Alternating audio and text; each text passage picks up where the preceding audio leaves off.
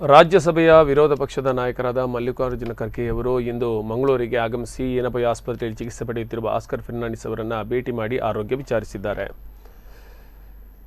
ಬಳಿಕ ಮಾತನಾಡಿದ ಅವರು, ಆರೋಗ್ಯದಲ್ಲಿ ಸ್ವಲ್ಪ ಚೇತರಿಕೆ ಕಾಣುತ್ತಿದೆ, ಕಣ್ಣು ತೆರೆಯುತ್ತಿದ್ದಾರೆ. ನನಗೆ ವಿಶ್ವಾಸ ಇದೆ, ಆದಷ್ಟು ಬೇಗ ಅವರು ಚೇತರಿಕೆಯನ್ನು ಕಾಣುತ್ತಾರೆ ಮತ್ತು ಅವರ ಆರೋಗ್ಯದ ಬಗ್ಗೆ ದೇವರಲ್ಲಿ ಪ್ರಾರ್ಥನೆ ಮಾಡುತ್ತೇನೆ ಎಂದು ಹೇಳಿದರು.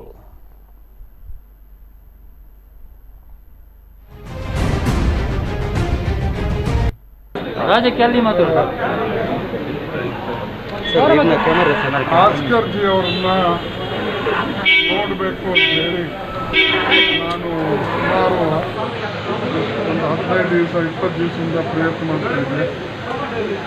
ಅದಕ್ಕಿಂತ ಹಿಂದೆ ಒಂದು ತಿಂಗಳ ಹಿಂದೆ ಅವರು ಫೋನ್ ಮೇಲೆ ಮಾತಾಡ್ತಕ್ಕಂಥದ್ದು ಪ್ರಯತ್ನ ಮಾಡ್ತಾಯಿದ್ರು. ನಮ್ಮ ವರ್ಚುವಲ್ ಮೀಟಿಂಗ್ನಲ್ಲೂ ಒಂದೆರಡು ಮೀಟಿಂಗ್ನಲ್ಲಿ ಭಾಗವಹಿಸಿದರು.